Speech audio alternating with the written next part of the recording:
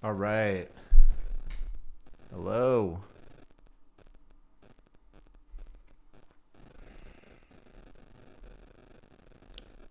Can you all hear me?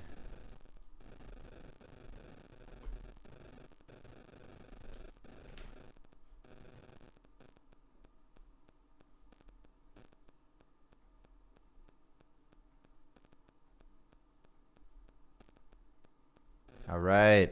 Welcome, welcome. We're going to do a casual today. I have just a few things I wanted to talk about.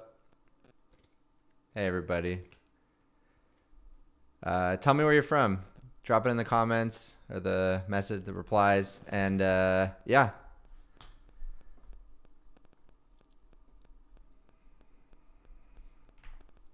All right.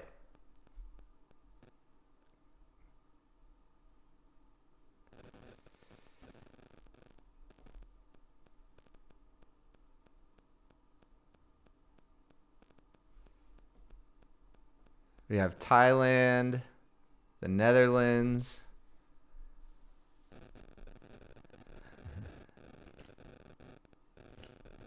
Bosnia, Tunisia,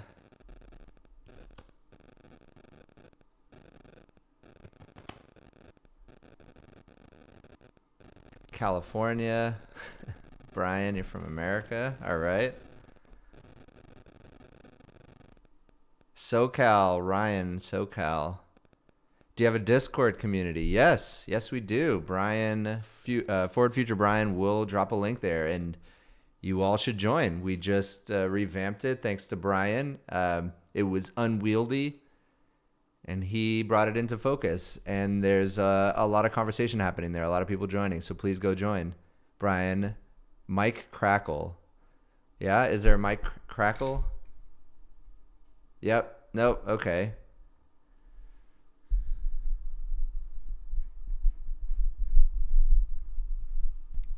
My mom is okay. Yeah, thanks. Thanks for asking. My mom is okay. South Africa, what's up? Maryland. Saudi Arabia, what's up? Fixed now. Okay, good. Yeah, there's the link for Discord in chat. We do have a Discord. I do jump in there now. Brian is quite active. We're going to have other members from the team in there as well. And there's just a lot of active, great discussion. So go check it out.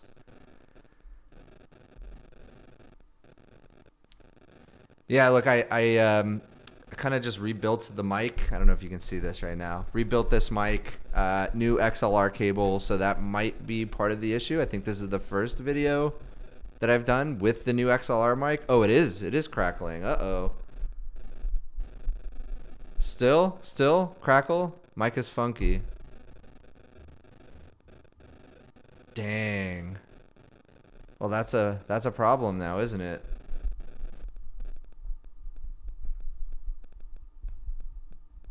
Thank you for the congratulations, 600,000 subs. Yeah, that's awesome.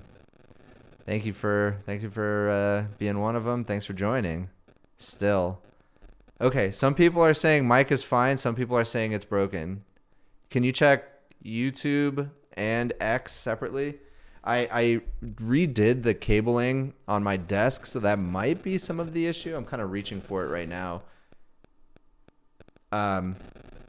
I got a new 10-foot XLR cable. I repositioned my, what is it called? Interface, the Focusrite Solo, under my desk now. So I did do a lot of changes that might be causing it. It's the difference between headphone users and speaker users.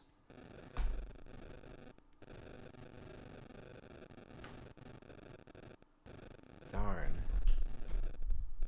Okay, I'm going to try unplugging and plugging it back in, because that's always what works. All right. Now, test. Anything better?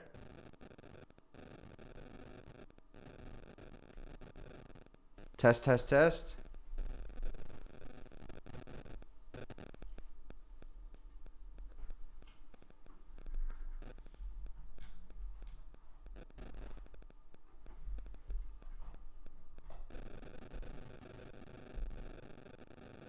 Still fine. Replug. Sounds as perfect before. It's not the mic. Okay. Oh, this is frustrating. It's never just easy, is it? On YouTube, it sounds perfect. Okay.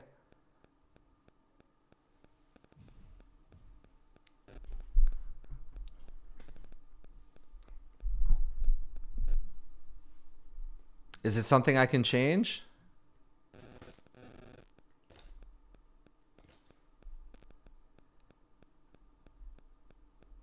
Okay. I mean, people are saying it's good on YouTube. On X, does it sound? Anybody watching from X? I guess it's hard to comment from X, but if you can, let us know.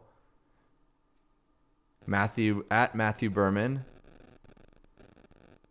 Compression setting. Ooh, I haven't changed anything there.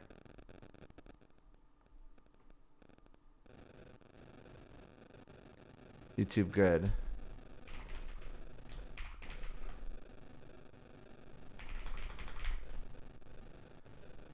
Sounds like 8-bit crunch. Alex, where are you watching it? YouTube?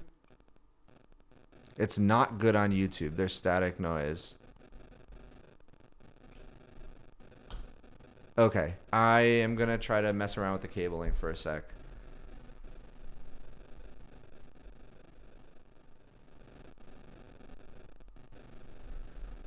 Give me one moment. I'm going to just turn my camera off, but I'll have the mic on so you guys can hear me.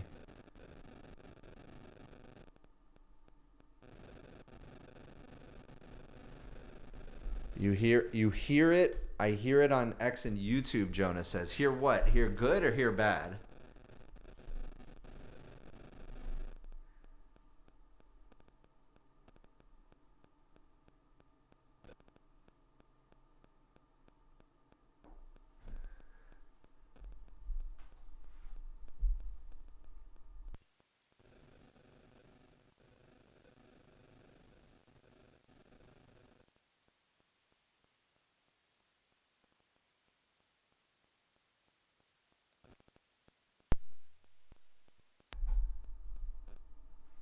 All right. Any better?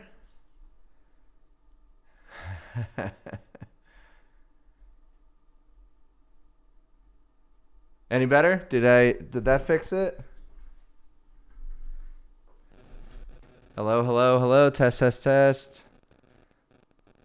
Much better. Okay. Alex, Brian, Jonah, what do you think? How's that sound?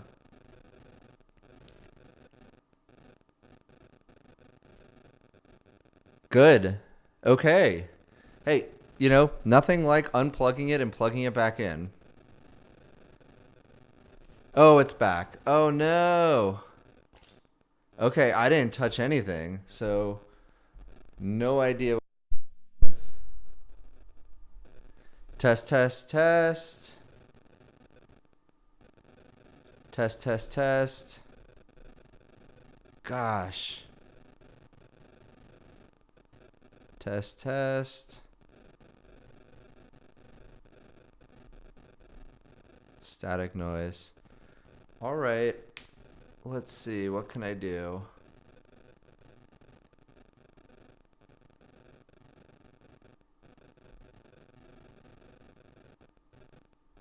Well, it's weird. Some people don't hear anything.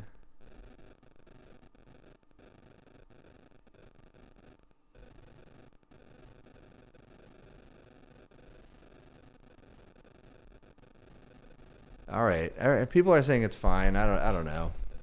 I can switch the cable back. Maybe that would be it. What is the audio setting on? MP3. Okay, it's not horrible, but it's not great.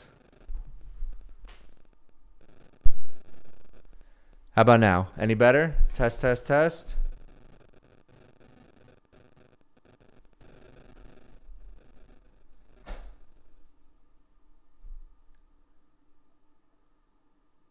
Preamp gain up too high. Yep.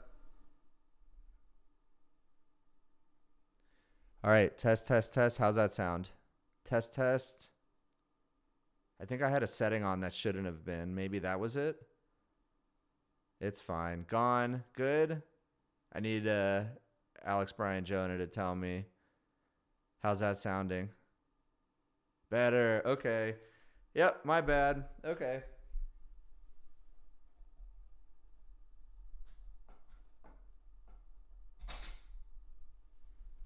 Better. Okay, good. Yes, I think I had, there's like a setting where you can have it power the mic, and this mic didn't require powering. I think that was literally it. I reseated oh, it's so laggy right now, though, right? Now the video's all laggy.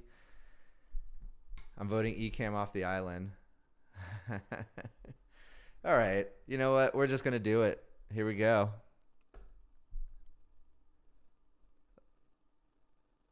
All right. So if there's any more problems, just let me know.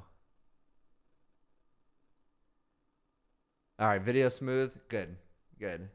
No, we've had a lot of problems with OBS. I got to be honest. And maybe it's not even OBS. Maybe I'm blaming OBS, but this is super behind the scenes, by the way.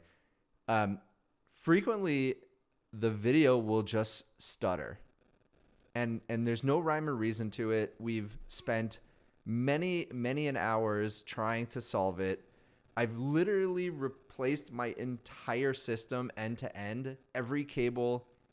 I've upgraded the interface. I've upgraded the capture card. Absolutely everything. And like, it's still there. Even a new computer. Don't understand. Super frustrating.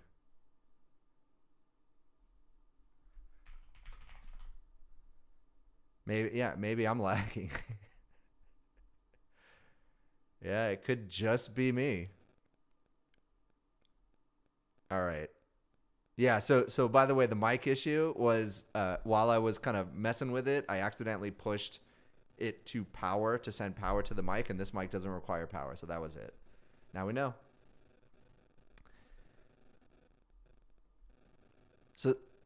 So it's lagging because of the hoodie. Yeah, man. I'm going casual today. Let's say a statement I never thought I'd say on stream. Let's talk about my mom.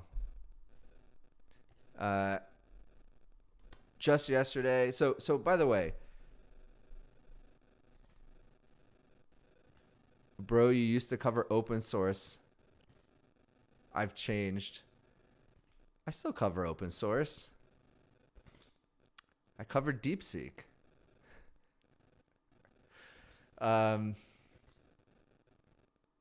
No, I love open source. Okay. I don't know why. Maybe let me look back at some videos. Maybe we're not giving open source enough video love. Nothing against it. I still love open source. I think I've just been trying to cover, I don't know, just more thought pieces and not as much model review. So maybe that's why.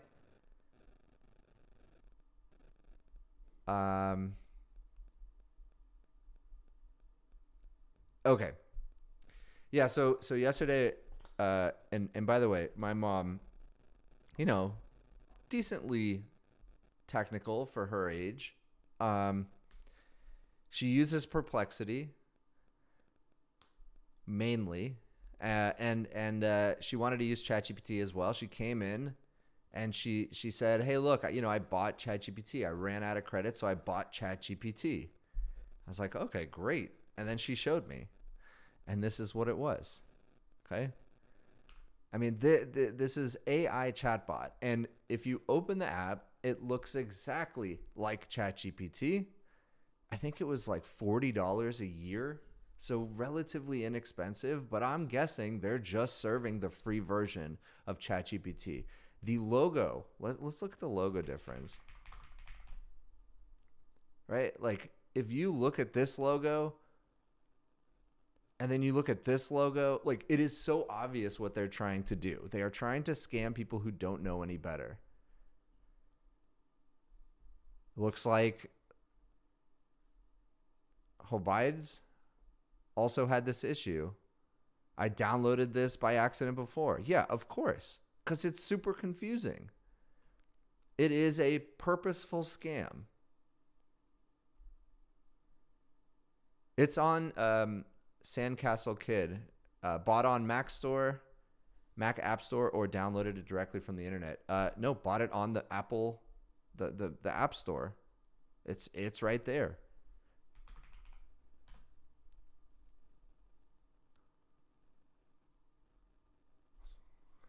So let's. Oh my God. Okay, I have to show you this. This is why, by the way. Let's see. I'm going to change my screen for a moment. I'm going to show you why she got scammed. Okay. I searched for ChatGPT on the Apple App Store. This is what comes up first. Look at these logos. Okay? We all know what they're made to look like. Look at how ridiculous this is. ChatGPT is not even in the list.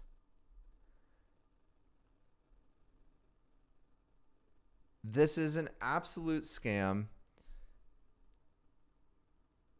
This one maybe is okay, but these are all scams. This is the one I think she got. Wait, was it this one? No, it's some other garbage one. I mean, they're all made to look like ChatGPT's logo. It should not be legal at all. Apple should get a hold of it. They have users getting scammed, and this is only ChatGPT. Imagine the thousands of other apps where somebody comes along, builds it to essentially mirror what it looks like, calls it something slightly different. And I mean, look at this. Ask AI anything 5.4. It is made to confuse people who don't know any better. All right, let's look at Claude.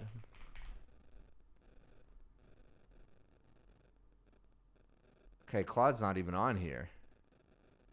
Maybe that's because most people outside of kind of the really techie audience don't know about Claude.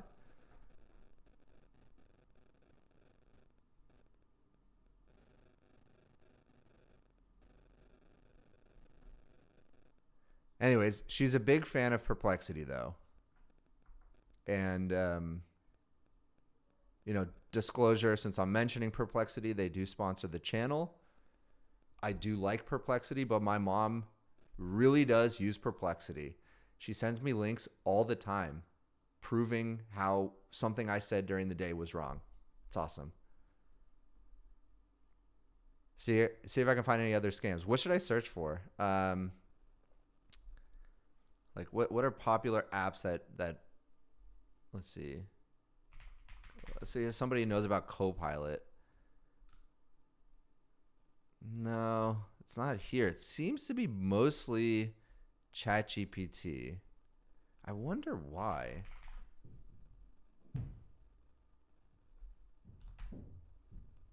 Yeah, this is just absurd. All 5 of the top results are made to look like ChatGPT. Even like GPT-5, GPT 5.4 in bold here, but it says built on. What? Okay, I have a question for you all. Do you think this is all the same publisher, the same developer? And they're just trying to flood the App Store so that if ChatGPT were even on the App Store, by the way, why is it not? I have a feeling this is all the same person or group of people, and they're all just pumping out these garbage copycat apps. They basically pay almost nothing in API costs because they're probably serving the lowest tier model. It says built on GPT-5, built on GPT 5.4. There's no guarantee they're actually serving the inference for those models. So they get somebody like my mom who doesn't know any better. They're probably just kind of rerouting the free version of ChatGPT and then charging $40 a year. I'm in Mac apps. What is it? What do you mean, Brian?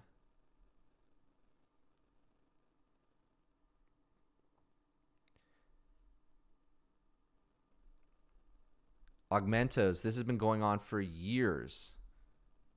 I wish there was a way I can make this a little bit less transparent. Let's see if I could do that. Nope. Background color.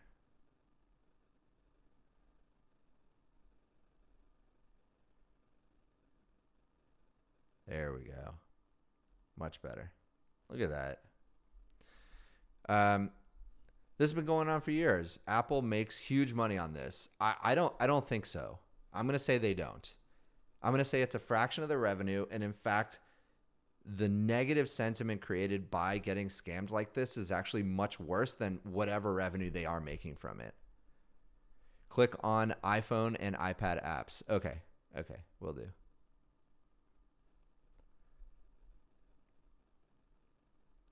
Where do I even do that? Oh, yeah, here it is. Okay. Yep. So same thing. Like this is made to look like it. It's a little bit less aggressive here. Like this one for sure. This one looks a little bit different. AI answer powered by ChatGPT. So I guess as long as you say it's powered by, built with, you can just use their brand name, which is wild. It is just wild.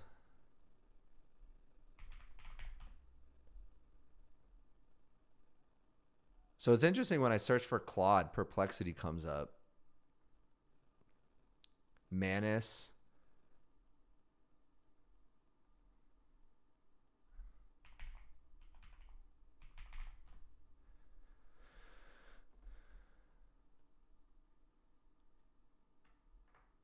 Interesting. So I searched for Perplexity, iPhone and iPad apps, and it's not even there. I mean, they definitely have a mobile app. I wonder why it's not appearing. Search for AI. Yeah, good call. All right, Mac apps, Perplexity is number 1. Great. Chat Unlimited and Ask Brutus AI. Okay. This one definitely looks to be made to kind of look like ChatGPT. Okay. That's so wild. Look at this. If I just search AI, I get Soul Talk, AI Friends Chat, Talkie Lab. Where I don't understand. The search is so broken. I mean, a lot of role play stuff here, which I'm personally not a fan of. Like I could probably go off on a whole video about this. I think maybe I have. Oh, all of these are ads? No, they would have to be clearly distinguished as ads. Does it say ads somewhere and I'm just not seeing it?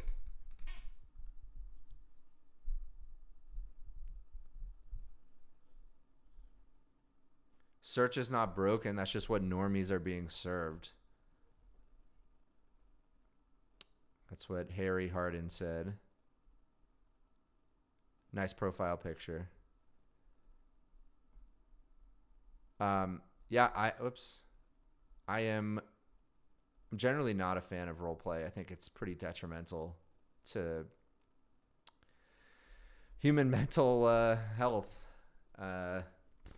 Yeah, generally not a fan. But I also understand the flip side. There's an epidemic of loneliness, especially if you're elderly. You just want somebody to talk with. I get it.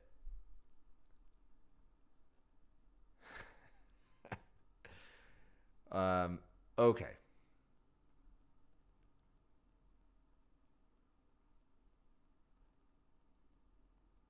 Yeah. I super disappointed, and of course she already paid for it. And by the way, this wasn't the only one. There was another app. I can't remember exactly what it was, but she had purchased 2 apps that were, it was not the like official app, and she didn't even need to pay for it. So I canceled it immediately for her, but getting a refund from Apple, there's a whole process there and you're wasting time. Org Networks. I blame new Apple CEO. Yeah, man. Where's he been all these years?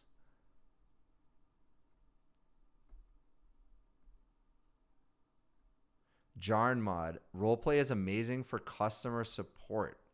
Tell me more. I don't understand your position here. Brian, is she going to continue using it? No. No, absolutely not. I downloaded so here's the thing. I got her a new computer, and this is how all these problems started. Because of course, like as an unsophisticated user, she's just going to the app store and typing in what she wants. She doesn't understand like, hey, I should just go to the browser and type in like ChatGPT download, and I'm going to find the actual app. She just doesn't know, you know? So like of course she would make that mistake. No, she's not going to continue using it. There was another one where I was like, oh yeah, here's another one. Like she was like, oh, I want to download the Amazon app on my Mac. I was like, there's no Amazon app. You just go to the browser and type in Amazon.com, right? And it, rightfully got confused. She's like, well, I have an Amazon app on my phone. Why wouldn't it be on the browser? Or excuse me, why wouldn't it be on the Mac? And totally valid. It's confusing, but I had to say like, hey, it's not there. You just have to go to the website. It's a fraud and report it to your credit card company. A lot of people say to do this. Typically what I've found is if you contact your credit card company about fraud and ask to reverse a charge, they make you change your credit card number. They like make you cancel your card and they'll ship you a new credit card number, a credit card. And it's a pain in the butt.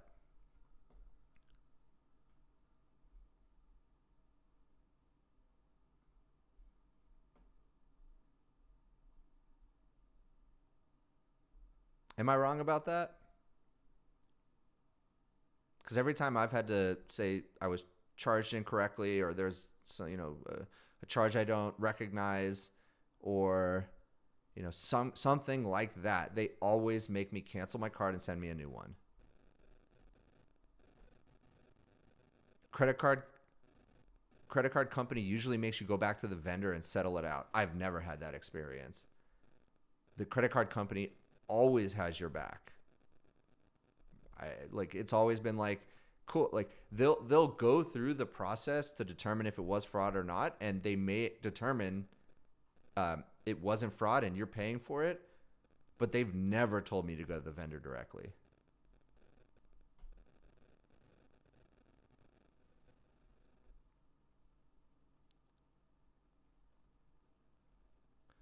I use character cards for roleplay to handle customers' email for my apartment rental biz. Briefly feed agent customer profile, agent character card, personalized support. It's not really roleplay though. You're kind of right. What am I missing? This doesn't seem like roleplay in the traditional sense. Like you're trying to form a relationship with artificial intelligence, or at least perform one.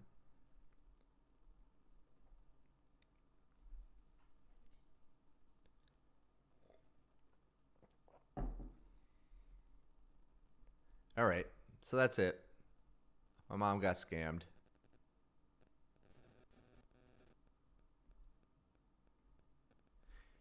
If she paid using Apple Pay, Apple can help you get your refund pretty easily. Yeah, yeah. No, for sure. It's not difficult. It's just a time investment, right? It's whatever, 5-10 minutes out of your life that was something. It's just something you have to do. Role play does not require a relationship. Yes, kind of. Here's another example. Maybe I have role played. If I'm gonna, like, for example, in the past, what I've done is, if I'm gonna interview somebody, I'll load up a bunch of information about them, and I'll say, okay, like, let's role play as if I'm going to interview you and you're the interviewee, and respond as if, right? And I guess that's a form of role play, but that's not quite what I mean when I say role play.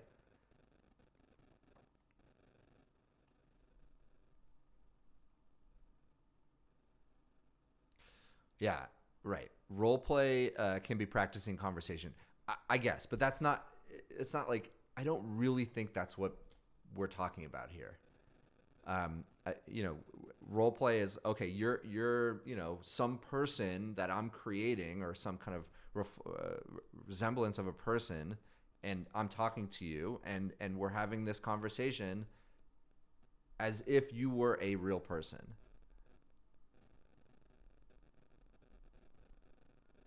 Yeah, that's right. UE.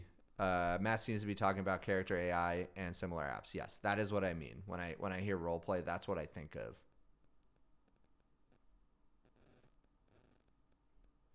I thought Matt was the boomer, but chat is the boomer.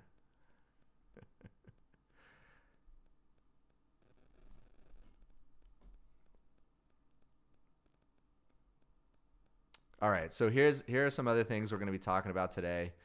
Um, Preferences.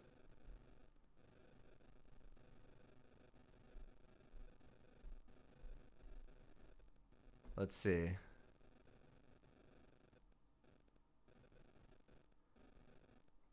Okay, so I have a video coming out later today. By the way, there's this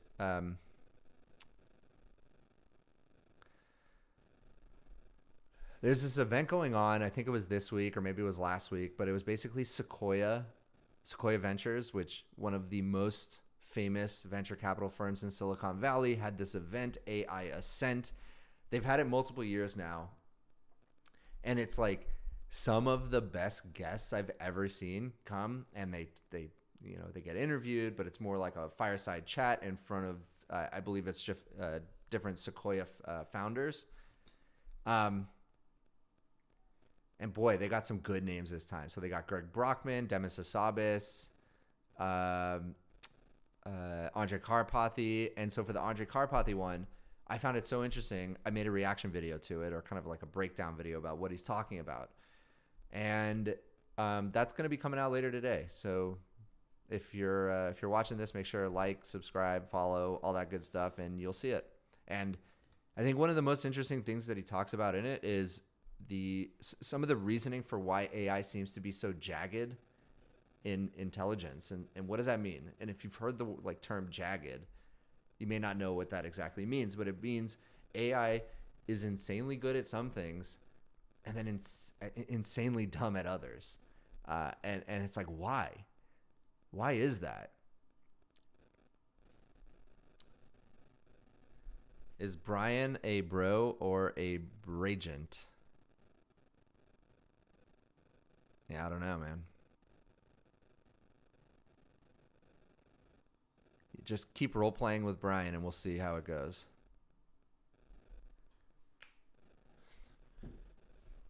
Yeah, so the jagged nature of intelligence is so interesting to me because I think it's a reason why certain people point at AI and say, look, it's not that good. It's not that special. It's not AGI. It's not worth the investment. All the kind of the people who have really negative takes on AI, like Gary Marcus, they typically point at the jagged nature of AI and say, that's why. And okay, I get that. So at the same time that AI can refactor a code base that's 100,000 lines flawlessly, and then it can't answer the question correctly. If the car wash is 50 feet away, should I walk or drive? I need to get my car washed, and it can't answer that properly. They point at it and say, well, AI's not good.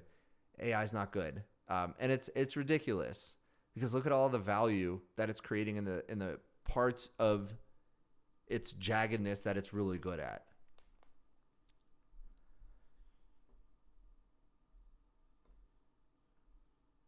It's kidding me. The car question was always correct when I tested it. Interesting.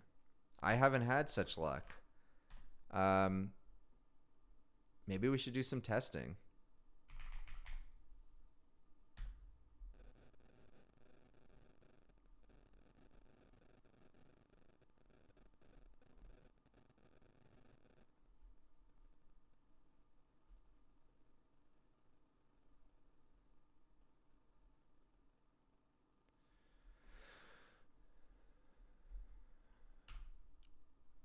Let me just log in real quick.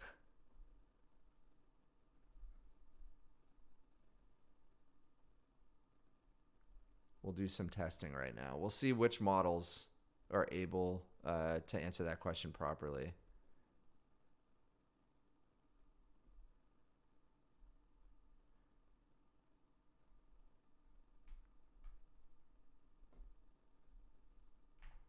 All right. So let's try a few different models here. Can you all see this? Let's get rid of this. Mark Santos, what's up? Hermes or OpenClaw? What do you recommend? I haven't used Hermes that much, so I'm still using OpenClaw. I'll say I'm using it less lately. I spent some time cleaning it up, but it became a little bit unwieldy, so a little bit less. I don't have much experience with OpenClaw, so I can't really recommend it yet. Seems like a lot of people like it. It's also getting promoted like crazy. Okay, so let's start with the instant model. I think, is there not a way to like select a configure? Okay, instant is 5.3. So let's try 5.3 first. So I need to get my car washed. The car wash is, let's say, 50 meters away. Should I walk or drive? So remember, this is GPT 5.3 and this is instant. So I believe that means no thinking.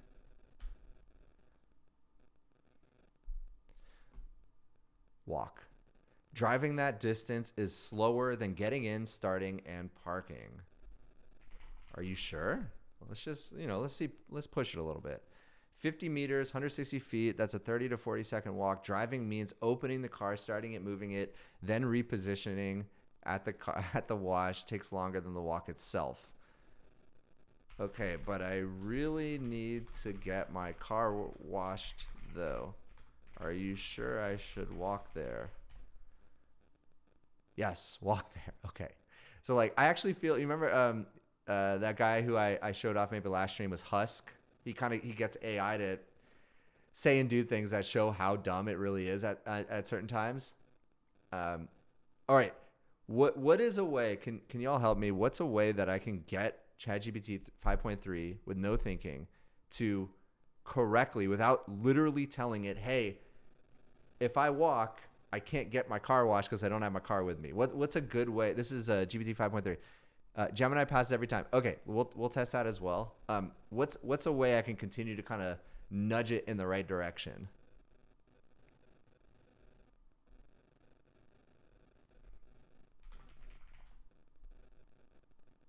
What is a way I can continue to nudge it in the right direction? What do we think?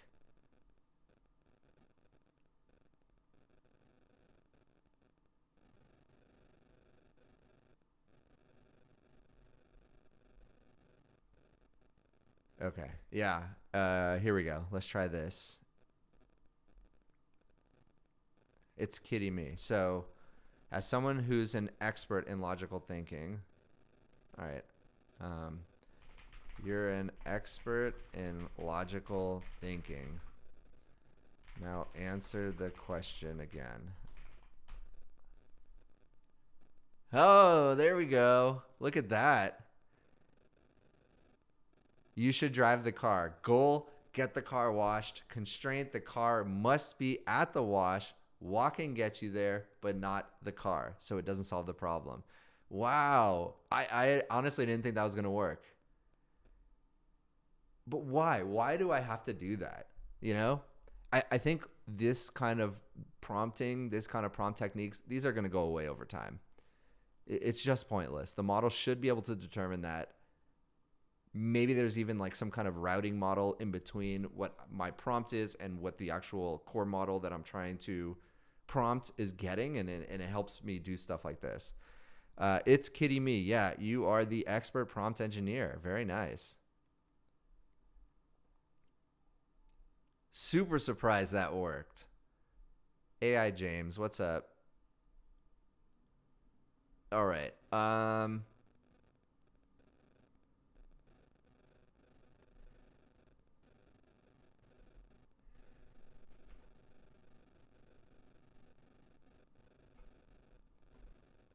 All right. So now let's try it again, and let's try thinking.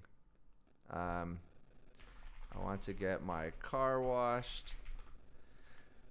The car wash is 50 meters away. Should I walk or drive? All right, so this is thinking mode. This should be 5.5. Drive. There we go. You need the car to be at the car wash. You could walk there, but your car will still be 50 meters away. Of course, I don't know why it even does this anymore. So if you click here on this thinking link, usually it opens up over, it does open up over here.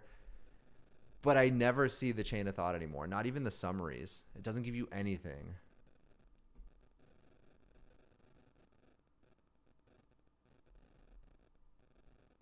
Okay, so thinking mode, nailed it. Pro mode, we're going to be waiting a long time. Yeah.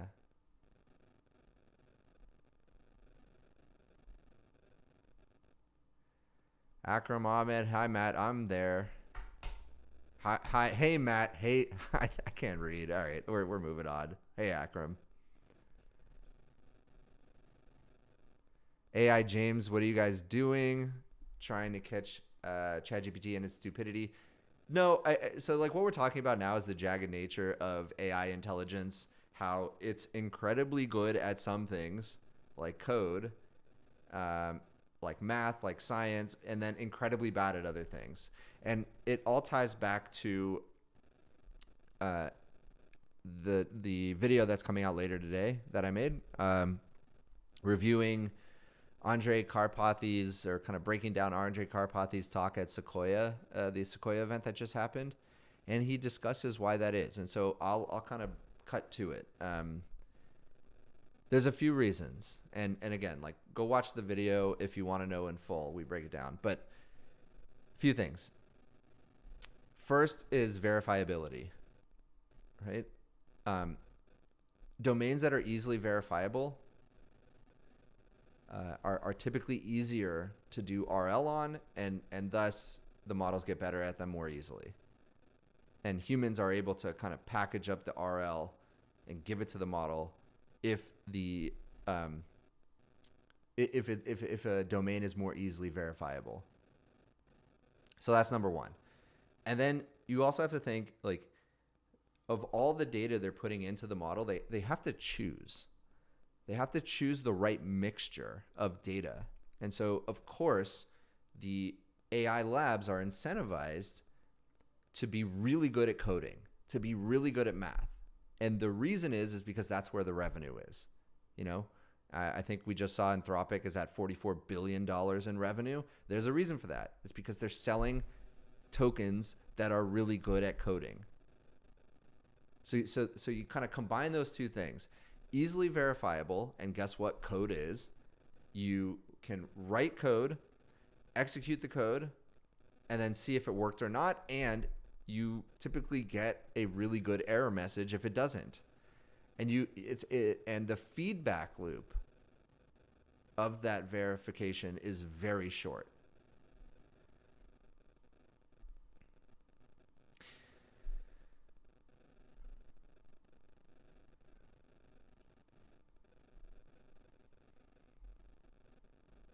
So those two reasons in combination are the main reasons why you see it. And so, like, for creative writing, like it's not as easily verifiable. You need some kind of human feedback in the loop, and then also the revenue's not there, right? The revenue is not the same as being really good at coding. This is the important question. Can it make 100 by 100 Rubik's Cube? That's the thing. Like, it can. I know this is maybe tongue in cheek, but no, it absolutely can. And so, like, while it can't answer kind of silly questions like this,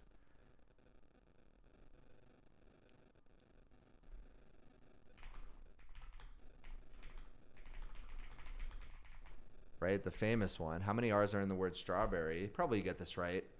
Yeah. So apparently, like, For ones that are so obvious that are kind of a meme at this point, Karpathy basically says the labs patch it, which just means, okay, feed it a little bit of training data and make sure it knows about this one.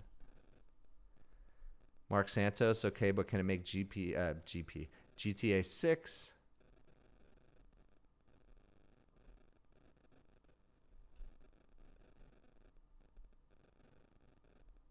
Right. Okay, so let's try a different one.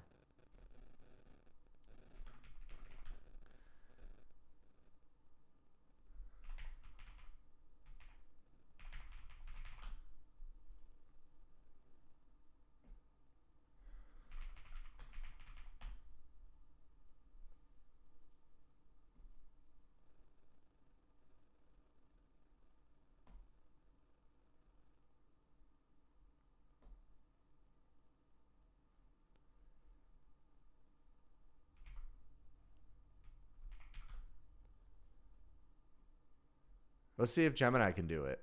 So first, let's put it on fast mode. This is Gemini 3. I don't know. Am I able to select which specific Gemini model it is? No.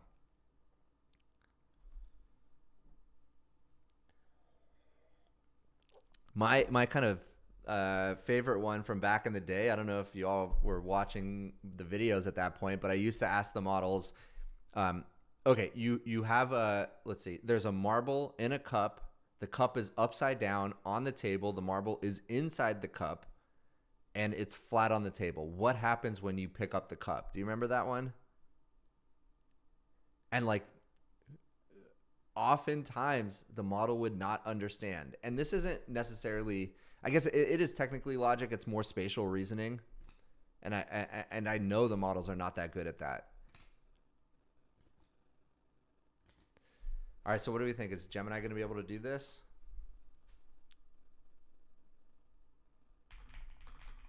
I need to get my car washed.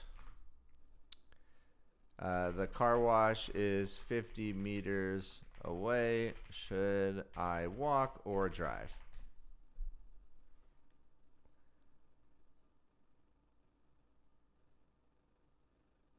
Great. All right. Since the car wash is only 50 meters away, you should drive. You cannot wash the car if it is not at the car wash. All right. So look, these models are getting better at this. Is this Gemini 4? No, it's not Gemini 4. I don't think Gemini 4 exists. All right. So that's it. It's all about the jagged nature of AI. I hate that some people point to that, Gary Marcus, and as proof that AI is garbage or valueless. It makes no sense to me.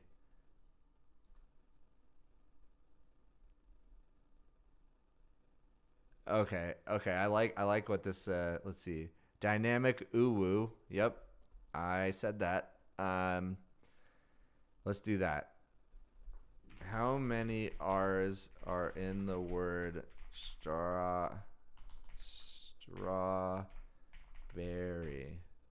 Okay, so I have 1, 2, 3, 4, and 5.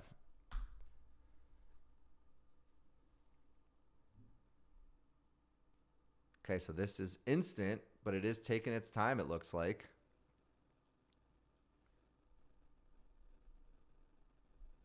I think you broke their system.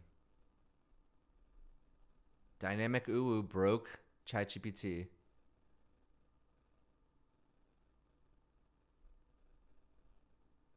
Unbelievable. Okay.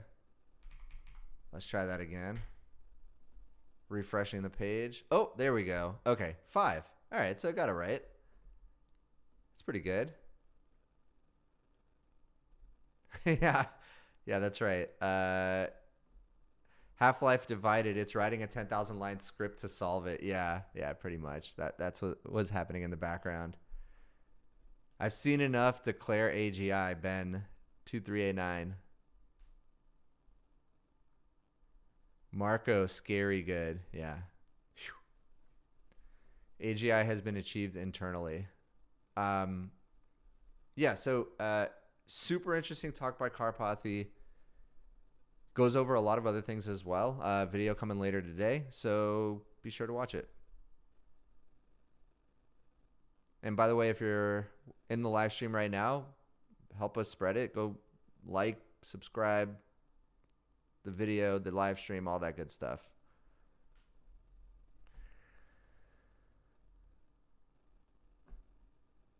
So yeah, Greg Brockman did a talk there. You should definitely go check that out. Demis Hassabis did a talk there.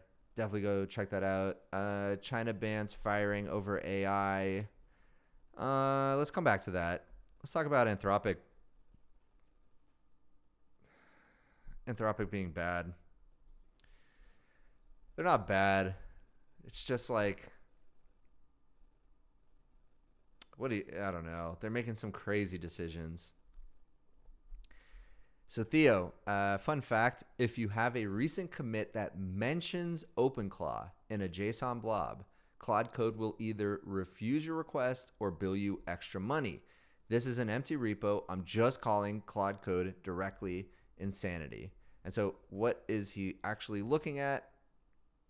Let's see. So git add all, commit, and let's see. In the commit message, in the schema, openclaw.inboundmeta.v1. Okay. API error 400. Invalid request error. You're out of extra usage. Add more at claude.ai. I don't really understand how this proves it's... Oh, I see. Right. So he should have been able to use his Claude subscription, but the second he mentioned OpenClaw, it went to use extra usage, right? So it's either saying, no, you can't use it, or you can use it, but you need to enable extra usage. Extra usage is the thing that you turn on, and when they need to charge you more money with zero visibility into it, they will. So just absolutely wild.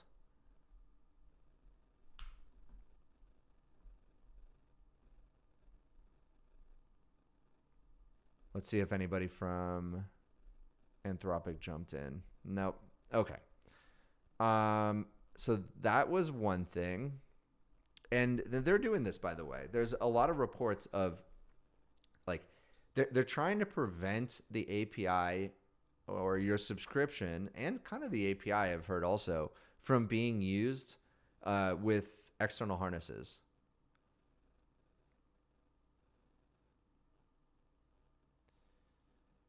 Yeah, Flash Brie. Let's Flash Bri. Anthropic wants to test how many times they can smack their loyal fans and have them still come back. Yeah, man. I mean, look, I've been a vocal proponent of Anthropic. I still love the Opus model. I still do. It's so good. It's fast. It gets the thing done. I like its personality.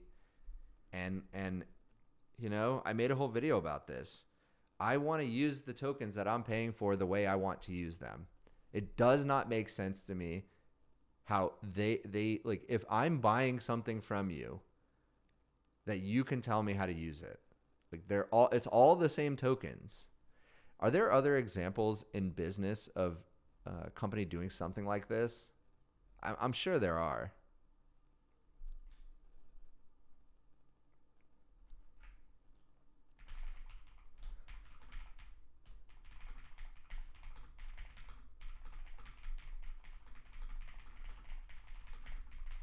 So I'm buying Anthropic tokens via the subscription, and they are preventing me from using the tokens how I want in third-party harnesses.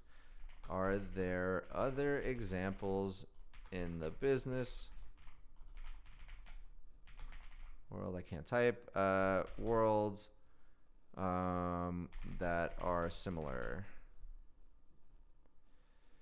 You're buying capacity, but it's constrained to a controlled environment. Apple, iOS apps must go through the App Store. Okay, yeah, fair. It's kind of similar.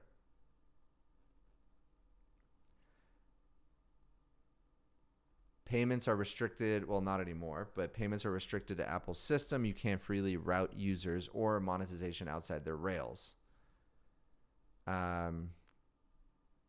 Amazon, credits, gift cards, and Prime benefits are locked. Okay, well, that makes sense. It's their products. Microsoft enterprise licenses like Azure credits are bundles are scoped. You can't freely convert it. And no, I feel like these aren't apples to apples comparison. Maybe the Apple one is.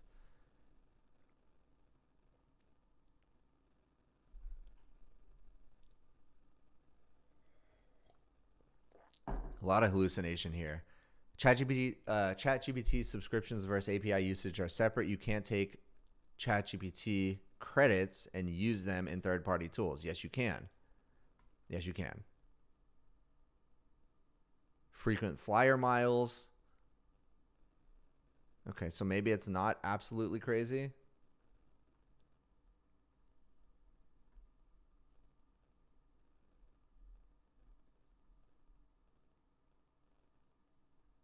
It just feels weird.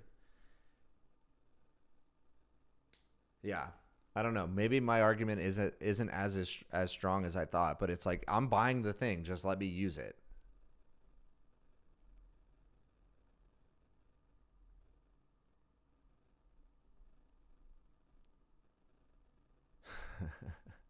All right. I'll just touch on this briefly. Theo goes hard on Anthropic. Foot on neck hard. And a lot of people call Theo out saying, like, the reason you're doing this is because you get more money, you get more viewership from the videos in which you bash Anthropic. And so this guy, Powell, Theo says his anti-Anthropic content cost him money and sponsors. Okay, so a lot of people called Theo out for specifically saying like, oh, everybody says that I just bash them because it makes me more money. And he says, no, it doesn't. In fact, it costs me money. So Powell says differently. The X data shows it's delivering 60 times more impressions than his pro content does. He claims pro Anthropic content always outperforms anti. Tested it on 800 of his posts between February 17th and April 30th. Volume 4 that are truly pro and 86 that are anti. Man, that ratio is crazy.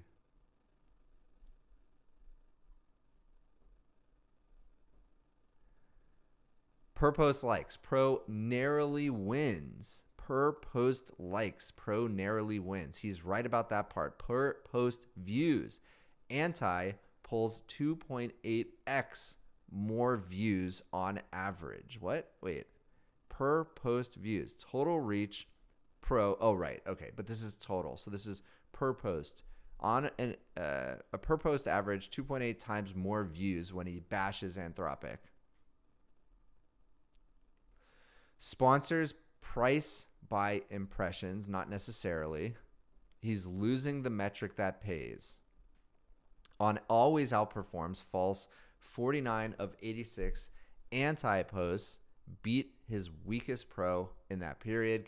Caveat X engagement only. We'll get to that in a moment. He replies to this. The letter making this claim is itself one of his top 3 anti-posts. Okay. First, Powell, great infographic, man. Yeah, look, if you're going to present data, you might as well make it look good. I wonder if he used Claude Design for this. By the way, I used Claude Design. I put together 5 slides for a deck that I was putting together, and I ran out of tokens, ran out of credits. And I've been waiting, and I think later today it finally gets reset. Looking forward to that. And we'll talk about this, his letter, which went absolutely viral. But let's see. So Theo replies, you're looking at my Twitter history, not YouTube. I think this is really important to pause for a second and talk about. Theo does not see his Twitter account as his business. He sees YouTube as the business. And as a fellow content creator who has both YouTube and X, Twitter, I see things slightly differently. Theo has great reach on both. He posts on both YouTube and Twitter, and both his videos go like they perform very, very well. But he says the majority of monetization comes from YouTube. And that is certainly the point for my business as well. I get a lot of people asking to buy reposts, to buy likes, all this stuff on X, and I never take it. I never want to. I will not allow, or I will not take money for reposts.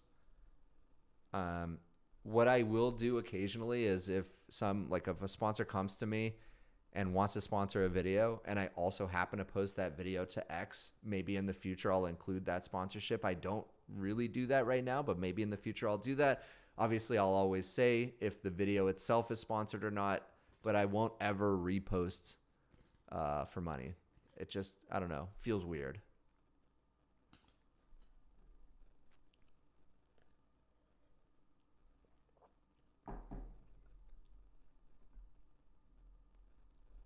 Okay, so my pro Anthropic content was mostly December, January. My sponsors pay for my audience conversion on YouTube. Maybe that's it.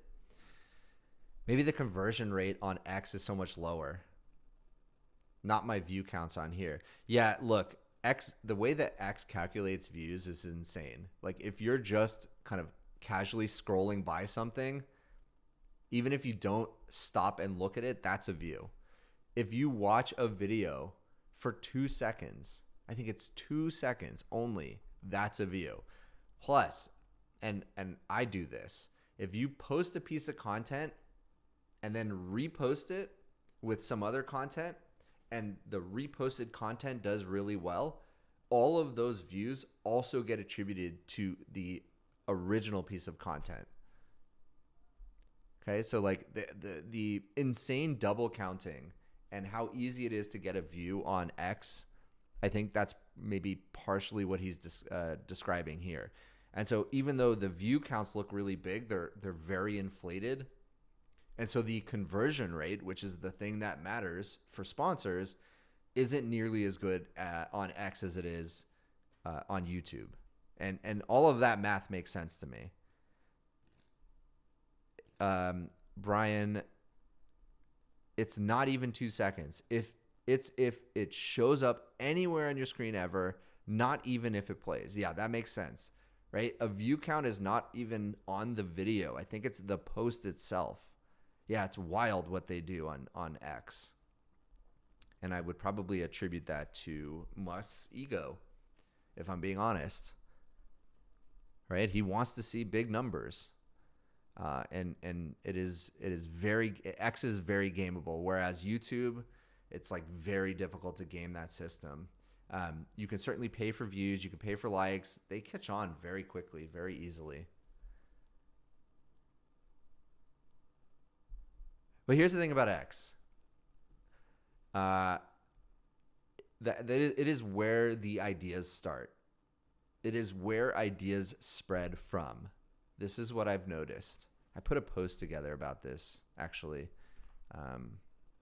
Let's come back to that for a second. Here we go. So ideas spread in this order. They start from X. They go to YouTube, then they go to Instagram, then TikTok, then Facebook, and then, weeks later, LinkedIn. So like if you want to know things before they happen elsewhere, X is the place.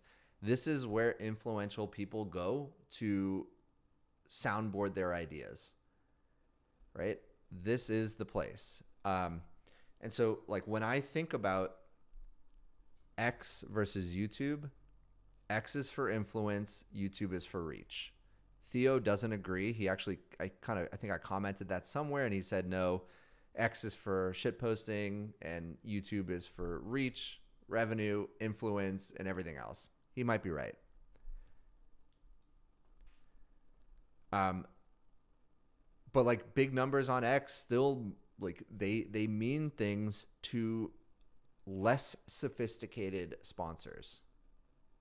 Not mine, of course, but I think people look at it and they're like, "Oh my God, you got 1 million views."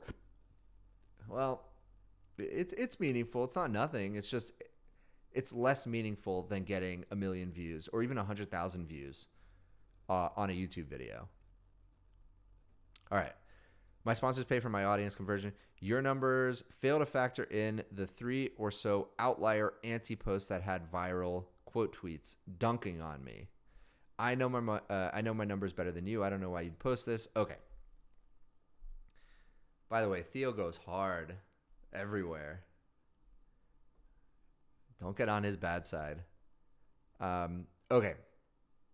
So there was that. And I wanted to talk about this letter as well.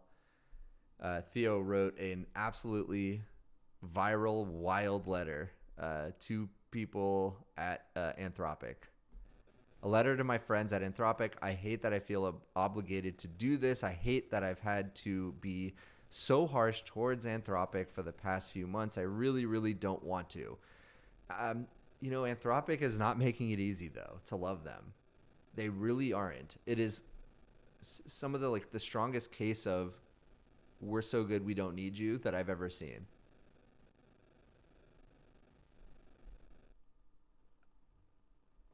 I want to actually let me talk about this. Luigi Clemente, bro, the fact that you are not streaming this to TikTok or on TikTok at the same time is shocking. Yeah, there's really no reason that we shouldn't. We should absolutely do that. Brian, Alex, let's make sure by the next stream we have that set up. There's no reason. Totally. Is there any reason we don't? I think we kind of took up streaming more recently as like a regular thing. So maybe that's why. And we just hadn't gotten to it yet. Our presence on TikTok and Instagram, it's much smaller than it is elsewhere, but still no reason not to. And speaking of, go follow us on TikTok. Go follow us on Instagram. We post original content there as well, stuff that you won't see elsewhere. So yeah, please do it. Yeah, Brian said it. There's no reason we don't. Just didn't set it up. That's it. We'll do it hopefully by next time. That's a good call out, Luigi. Brian, would you mind dropping links for Instagram and TikTok in chat? Yeah, so if that's your flavor, if you like to watch stuff over there, go follow me over there. All right. I really, really don't want to. I know it might feel like I'm doing this for clicks or something, but I promise I'm not. My pro-Anthropic content always outperforms my anti-Anthropic content. I have cost myself a lot of money, opportunities, sponsors, and more. I think he's genuine. Whether it's exactly true or not, he probably knows best. He knows his numbers, as he said. But from all my interactions with Theo, he seems like a very genuine person. I'm not doing this because you work for an evil cult. Just remove evil. They're not necessarily evil, but it is the most cult-like company I've seen. Brian just dropped the follow links for Instagram and TikTok in chat, so follow us there. We want to post more content there. We do already. It's and you'll get some original stuff there too. A lot of more like behind the scenes. I'm just going to take my camera out and selfie mode it. Yeah. Okay. I'm begging you to wake up. Your CEO, Dario, does not respect engineers. I don't know. That's a bold statement. This is obvious. He couldn't make it more obvious if he tried, and I think he's trying pretty hard. I don't think that's it. I don't think he explicitly doesn't like or respect engineers. I think he's completely AGI pilled, and it's like straight shot to AGI or nothing. Nothing else matters. But at the same time, Anthropic is shipping products faster than any other company. Obviously, they're making a lot of mistakes along the way. So I don't know. I don't know if I necessarily agree with he doesn't respect engineers. Let's keep reading. Maybe there's a stronger argument in here. You know this, but you don't want to acknowledge it. It has kept you up many nights. You know that bad code is shipping to users. Theo would know better than I would. The products seem good. They come out quickly. Certainly, the thing that pisses me off the most is how they treat their paying users. Not less so like how they're treating their engineers, because if you're an engineer and you're working for them, like that's it. And he actually says, I'll read it in a bit, but he goes on to say like there's a reason why those engineers are still working there, and it's fear. But we'll come back to that. The way that they are treating the paying users is insane to me. The fact that they're just kind of finger on the scale, adjusting the quotas that we're paying for at a whim with effectively zero transparency and communication, it just feels bad. It feels bad. Like I want to pay this company. I want to pay them more. They won't let me. But I also don't want to feel like I'm getting scammed. And it does. Just Elson, Eric, again, yes, their products feel unfinished. What's some examples of that? Mark Santos, can you explain that more? Why is it a cult? Yeah. Trying to think what I can share.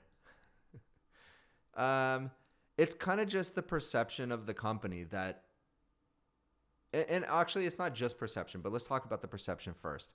They are perceived to think AGI is the only thing that matters, and anything in the way of AGI is a blocker that needs to be overcome. Nothing else matters.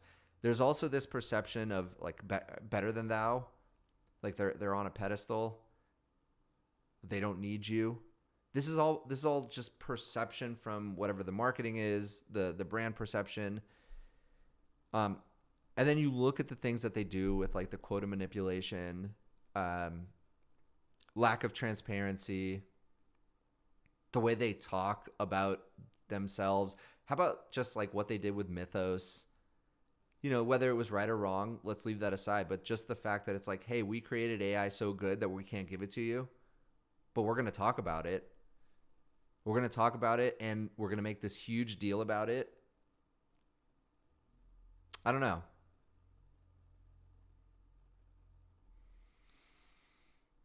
Mark, hopefully that answers it. But there's like just a lot of little paper cutty examples of them just treating their paying customers wrong. And so like, here's another thing. And it's actually like, there's two sides to this.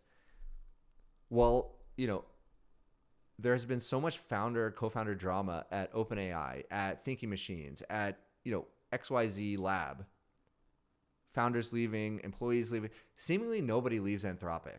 Every single one of their original, I believe, 7 founders are still there. And it's like once you join Anthropic, you don't leave.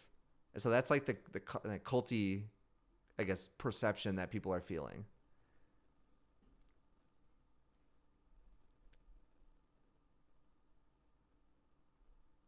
I just pay for the max plan and never run out of tokens. Do you? Yes, I run out of tokens. Easily. Like Claude Design, I ran out of my tokens. Why are there separate tokens for Claude Design than for something else? It's literally the same tokens.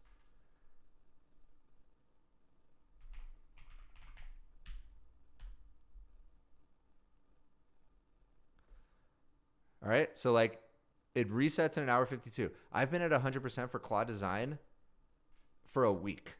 I burned through my usage in a week. Now the other ones are quite low. Why can't I use these tokens? All models. Why can't I use it in Claude Design? It's crazy. All right.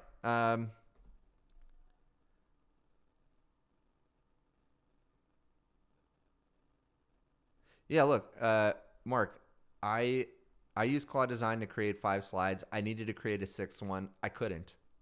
I just had to wait or do it manually. And who wants to do that? All right. Let's see. You know this, but you don't want to acknowledge it. It has kept you up many nights. You know that bad code is shipping to users. You know that one bad tweet might get you fired. I don't know if there are any examples of this. Chad, do you know of any?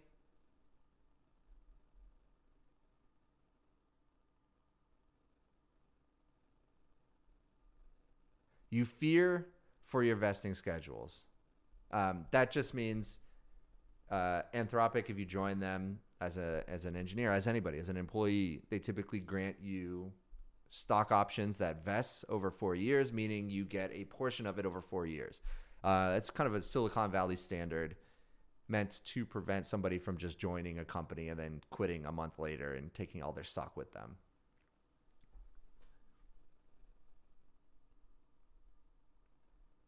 Mark, you could just feed the other designs to Claude Code and ask it to generate a 6. All right, yeah, I'll give it a try. That's a good suggestion. I mean, what's the point of Claude Design then?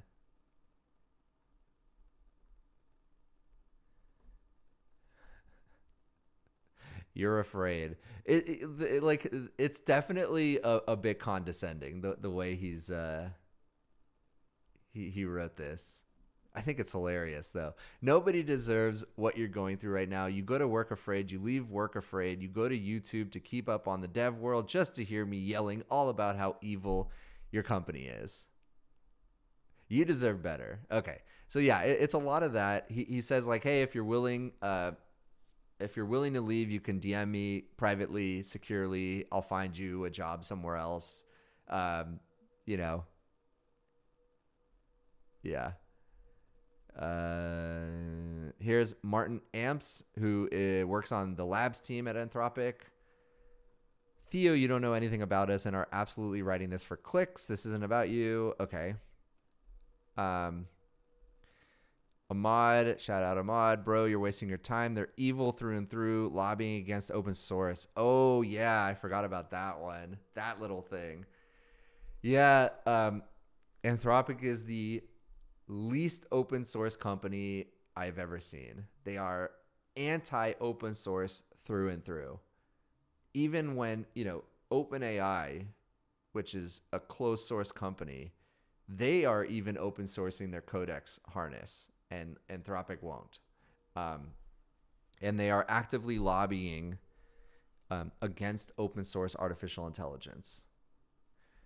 Rug pulling their users, yes. Fear mongering 24/7, yes. But what if they truly believe it?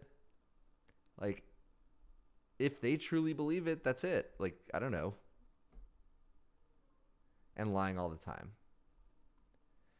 Ultimately, Amazon is going to acquire them for parts. All right.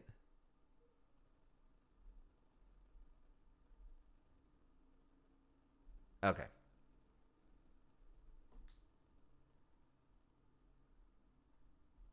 Sam Altman replied,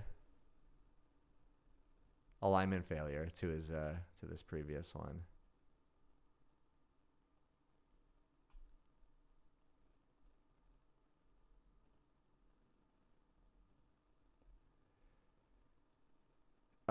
Okay, so I'll probably cover one more thing.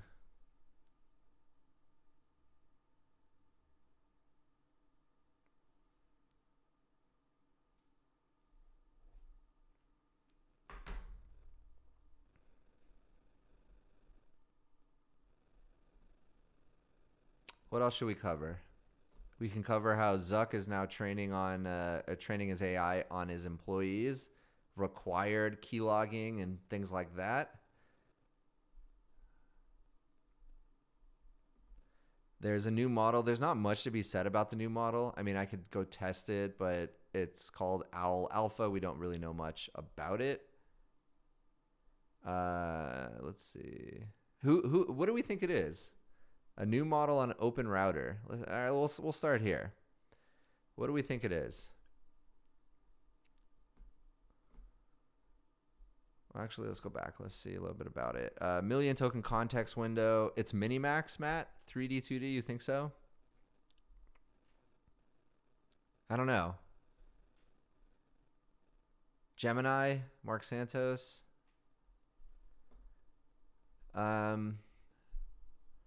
All right, so high performance foundation model designed for agentic workloads, natively supports tool use and long context tasks with strong performance in code generation, automated workflows, and complex instruction execution. Compatible with Claude Code, OpenClaw, and other mainstream productivity tools. Okay, what else can we find out about it?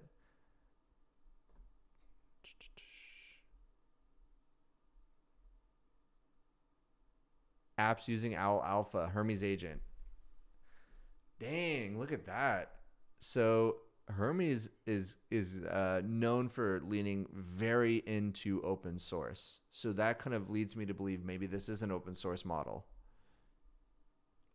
I hope so.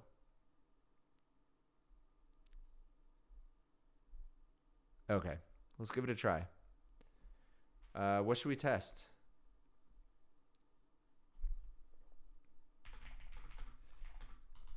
Let's start with this one. I need to get my car washed. The car wash is 50 meters away. Should I walk or drive? Ah, boo. All right, let me just sign in real quick.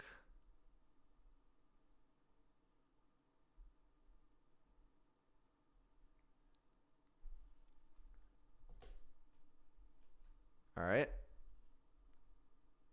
Oh, look at that. Oh, that's so funny. It's one of their built-in tests now, or the recommended tests. 9.9 versus 911, strawberry test, poem riddle. All right, let's see how it does here. Let's see the speed. I'm always curious about the speed. Owl Alpha.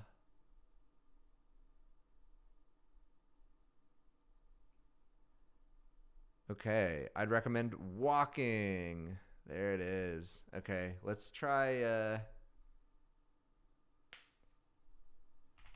you're a logical reasoning expert.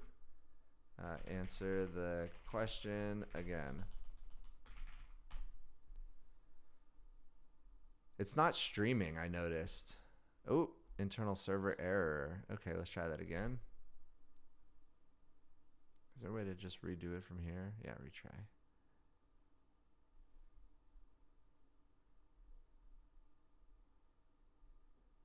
Can y'all see the full screen? Yeah. Okay, processing. There we go. Okay, wow. It is, I don't know. Is that fast? I don't know. It's hard to tell because time to first token and tokens per second are going to be different here. You're absolutely right to push for more rigorous reasoning. Let me analyze this. Distance 50 meters, walk or drive.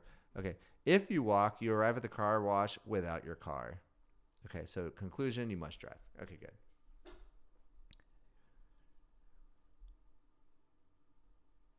Org Networks. Blows my mind that AI content creator isn't given unlimited or almost unlimited access to Claude's model apps. Yeah, I mean, I have some thoughts about this. It's I don't get that from ChatGPT, by the way, either, or OpenAI, I should say. I'll say I do get early model access for OpenAI models, and I believe during that period, I don't use my quota. But as soon as the model goes public, I am using my quota again. I've gotten early model access from Anthropic one time. I think that was Opus 4.6. I don't actually know if I was using my quota or not. A lot of behind the scenes stuff here. Happy to answer questions like this, by the way. Did you get invited to the OpenAI May 5th event? I don't think so. Which event is that again? Oh, right. No, that's the one where, let's see.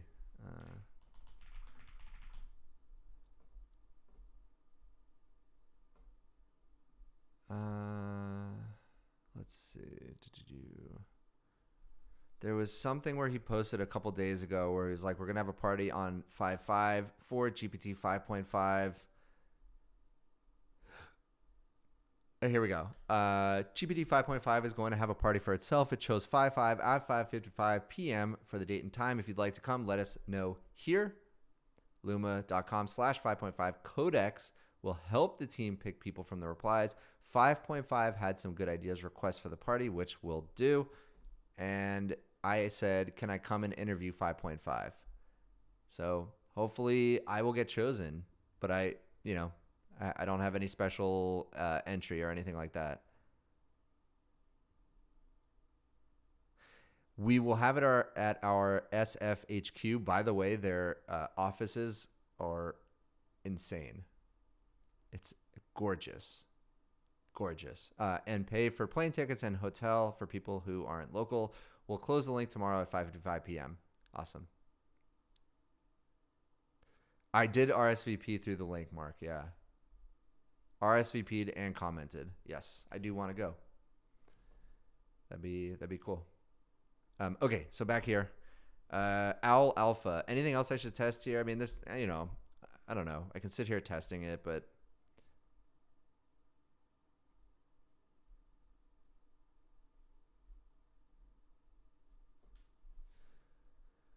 all right.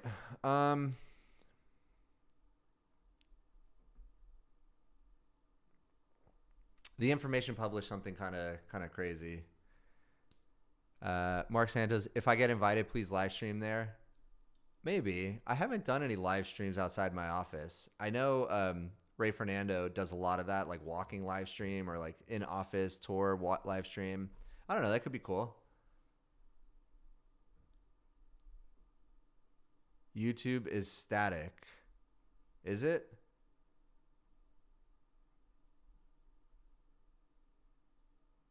Alex, Brian, is YouTube static right now? Did YouTube die?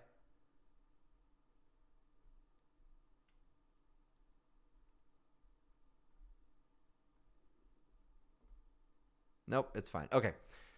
Meta Platform CEO Mark Zuckerberg said using employees' computer activity to train its AI models could give the company an edge over rivals, arguing that its staff are of higher average intelligence than contractors typically used by the data labeling firms. I don't know. Yeah, why not? They're employees of the company. It's going to help train the model. Am I thinking about this wrong? They're doing work for the company. What am I missing here? Let's keep reading. In a company-wide meeting on Thursday, a recording of which was reviewed by The Information. By the way, The Information has crazy scoops. Zuckerberg described internal employee activity as a valuable source of training data, one that could outperform industry standard approaches that rely heavily on contractors. If he does this and it isn't met with crazy pushback by the employees, I can see other AI labs doing this as well. And then I can see, oh, actually, this might be a bigger thing than I thought. So, okay, so imagine this. Meta does it and is super successful.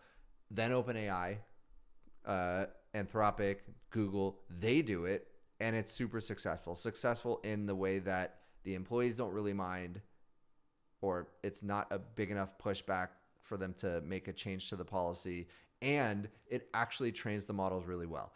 Then what's going to happen next? Then we're going to have all of these third-party data aggregators, and they're going to go to kind of normal companies, not like non-tech companies throughout the United States, throughout the world, and say, we're going to pay you, start monitoring everything your employees are doing, and we'll pay you for that data. That's probably not good. Eric, it should be opt-in. Maybe. Gareth Hood, this is a Black Mirror episode. Tracking everyone's AI use. If you don't use AI well enough, you get let go. I don't think that's the point. I think the point is they want to track it to train future models. And they're not tracking AI use. They're tracking everything. Everything you're doing on the computer. It's computer use. We're in a phase where basically the AI models learn from watching really smart people do things, he said, adding that enabling systems to observe really smart people doing those things is very important.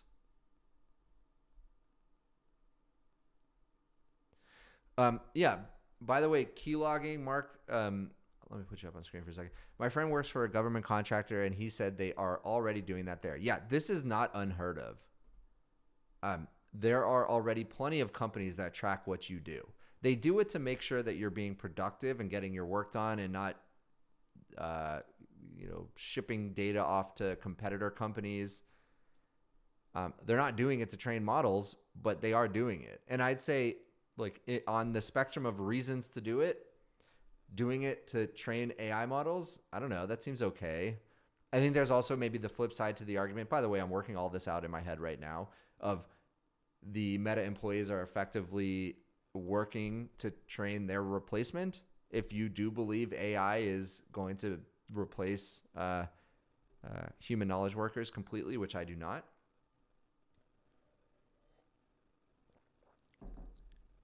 Yeah, I kind of believe this, Eric. It's the employer's prerogative. When you work for someone else, you work by their rules. I agree. And if the rules suck, employees will leave and they won't be able to hire the best talent. And like, look, some industries that's not as accurate. For some folks, they need the paycheck, and there aren't a lot of job opportunities out there. And so it's not as easy to just say, oh, if I don't like it, I'm going to leave. But certainly for tech, it is, right? Especially for engineers, they can go anywhere, especially meta engineers. They can literally get a job anywhere. Ooh, this is a good question here. Kurtman Waring, how will they handle it for work from home? Is it on-site only? That makes a big difference to me. No, it's probably work from home as well. Let me tell you, when you go to work for a big company like this, you're not using your personal laptop. You're using a work laptop that has a lot of logging on it already. Don't think you're going to get away with, sending company secrets to competitors and no one's going to find out at a company like Meta. That does not happen. They will know. They are tracking a lot of it already.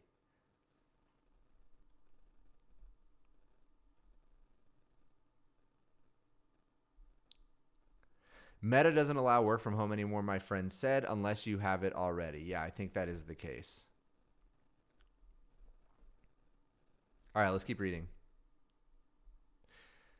Zuckerberg was responding to a question about a new policy Meta informed staff about last week that has caused concern among some employees. Meta said that it would install a new monitoring tool called the Model Capability Initiative to track keystrokes and mouse movements to help train its AI models, according to an earlier reporting by Reuters.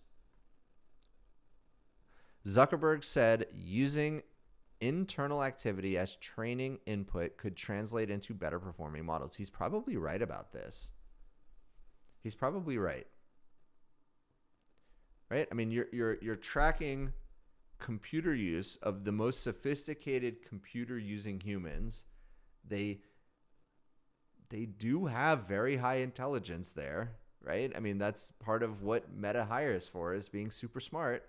So like, the logic makes sense. Whether you agree with it or not, it makes sense. One basic insight and hypothesis that we have is that a lot of data generation across the field is done by these contract companies. Filler word. Yeah. What a lot of these companies will do, these third-party contracting companies that are data generation companies, they will hire people to come work at that data generation factory, right? They'll hire a doctor. They'll hire, whoever. They have all of these. I think Mercor is one of them. They will hire you. They'll pay you a lot. And like chefs, I've heard they do that as well. They'll hire you to come in, do your job for them, not for an actual customer. They will record it all, and then they'll kind of generate data from it and then sell it to AI companies. In general, the average intelligence of the people who are at this company is significantly higher than the average set of people that you can get to do tasks if you're working through these contractors. Oof. Maybe. I don't know. As a public figure, public CEO, maybe don't say that. But, I don't know. Zuckerberg's maybe he's I don't know. We've moved past the cancel culture period for him. There's nothing cancelable about that. But it just, I don't know. It's not a good look to say that. Zuckerberg also discussed broader company plans in Thursday's wide-ranging meeting, including expected layoffs of around 10% of staff next month and new By the way, imagine you work for Meta and you're just told, hey, next month we're going to lay off 10% of people. You have this like looming like weight over your head. I don't know. That sucks. You just have like constant anxiety about your job, but maybe that's the point. Oh, okay. Augmentos. The 10% was a leak, so they had to address it. Okay, fair.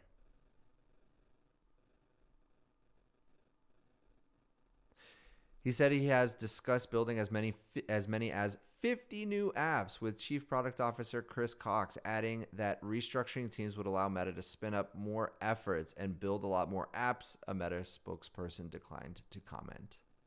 All right. What do we think? Are we into this?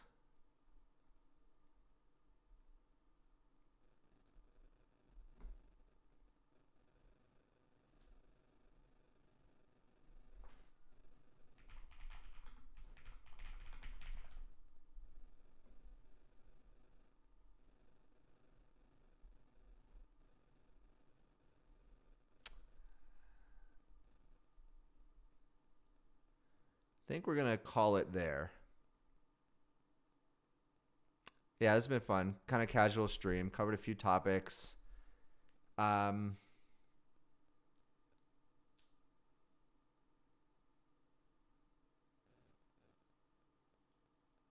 we'll call it there. Call it what? We'll end stream in a minute. We're gonna do more of these casual streams as well. I kind of like them. Thank you. Thanks, Brian, Alex, Jonah, for helping out. Thanks to everybody who joined and watched today. Like it, follow, subscribe, do all the good things. Check out our newsletter. We are starting to have more people come on and be guest posters on the newsletter. So forwardfuture.ai, come up here, click this little newsletter button right there, and stay up to date on all the AI news if you're not already. Forwardfuture.ai/newsletter. Highly recommended. We're having some incredible original content come on it. So I really I want to try to drive this up. We already have 75,000 people as subscribers, so join them. Go to our Discord if you want to come out and hang out. Brian is very active in there. I am also active in our Discord. Come hang out with us. What else? This needs to be vertically centered. I'm realizing right here. That's bothering me. We'll get that fixed up. Yeah, at Matthew Berman on Twitter. Check us out, and we'll talk to you soon. Bye.